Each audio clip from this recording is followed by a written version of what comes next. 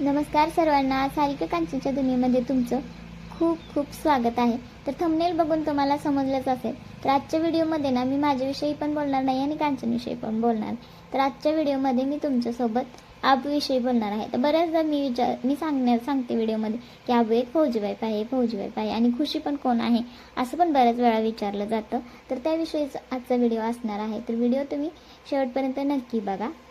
तर भाऊजी जाणार आहेत म्हणून आबूची इथं तयारी चालू आहे. तर तिनं भाऊजींसाठी चिवडा वगैरे करून घेतला होता.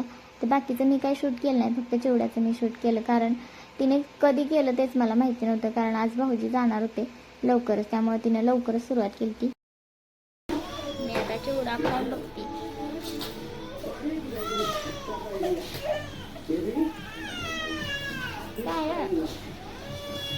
भाऊजी जसं देशासाठी कर्तव्य बजावतो ना, तसंच त्याच्या पाठीमागे उभा असतो तो त्याचा संपूर्ण परिवार. फौजीची पत्नी घराची जबाबदारी सांभाळते, मुलांचे संगोपन करते, त्यांचे शिक्षण आणि प्रत्येक प्रसंगाला, घरातील प्रत्येक प्रसंगाला ना ती धैर्याने सामोरी जात असते. नवरा सीमेवर असताना ती घराची आणि कुटुंबाची ताकद बनून राहते.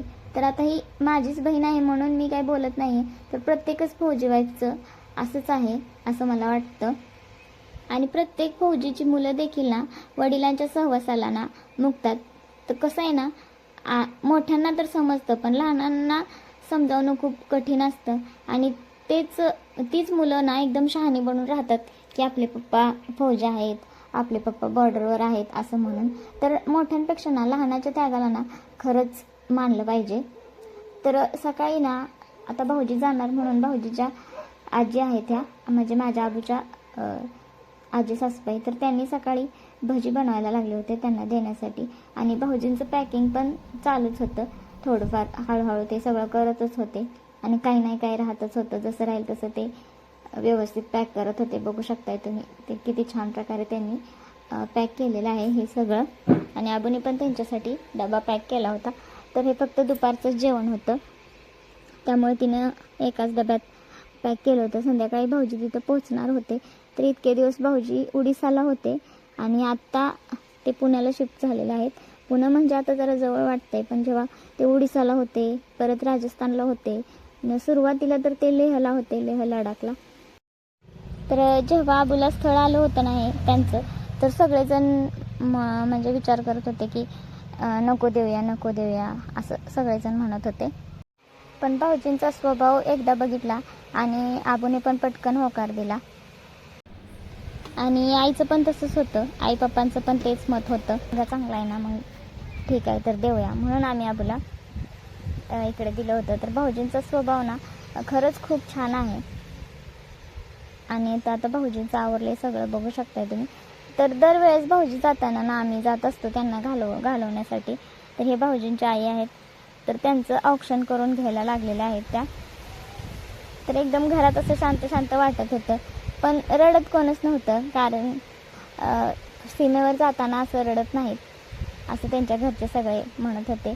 तर चिकूनी पण पप्पाला ओवाळलेला आहे. आणि इतक्या छोट्याशा बाळाला सोडून जायचं म्हणल्यावर ना काळजावर केवढा मोठा दगड ठेवावा लागत असेल, मी तर विचार पण नाही करू शकत. आणि खुशी तर ना आता जस्ट 7-8 महिन्याची आहे, तर तिला पण सोडून जायचं भाऊजींना किती वाईट वाटत असेल. मी पण इथं भाऊजींचं औक्षण करून घेतलं आणि नंतर त्यांच्या आजीने पण करून घेतलं. अंशू आणि भाऊजी सकाळपासून मी त्यांच्याकडे बघत होते. तर भाऊजी तर दोघांना पण खेळवत होते, म्हणजे ओजस्वीला पण आणि अंशूला पण. तर त्यांना खूप वाईट वाटत होतं. सोबतच ते आबूशी पण बोलत होते आणि आबू पण बाळाला घेऊन इकडे तिकडे करत होती.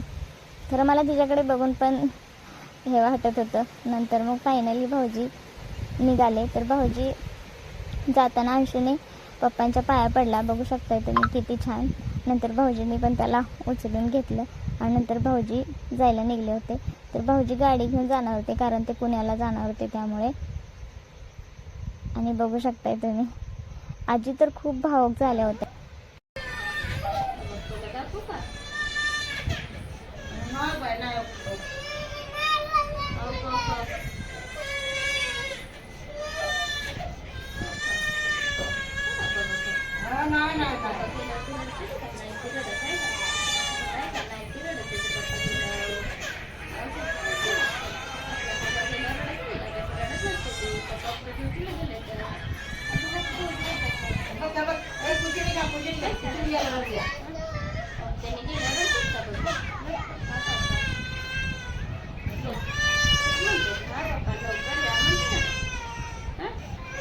होता. नंतर पप्पा आले होते मला घ्यायला, मी पण आज जाणार होते. तर त्याला मी समजावलं मी पण आज जाणार आहे बाळा म्हणून.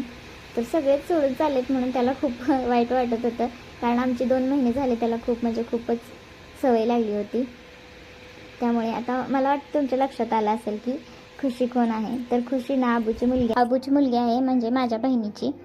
तर बघू शकता इथे पप्पा किती छान अंशूला खाऊ घालण्याचा प्रयत्न करत आहेत, कारण तो कुणाच्याच हातून खात नाही, म्हणजे तो त्याला खायलाच नको असतं काय.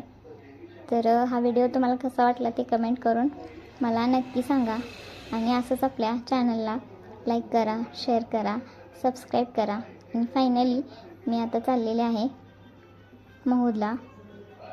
तर बाय बाय, भेटूया आपल्या नेक्स्ट ब्लॉगमध्ये. Thanks for watching.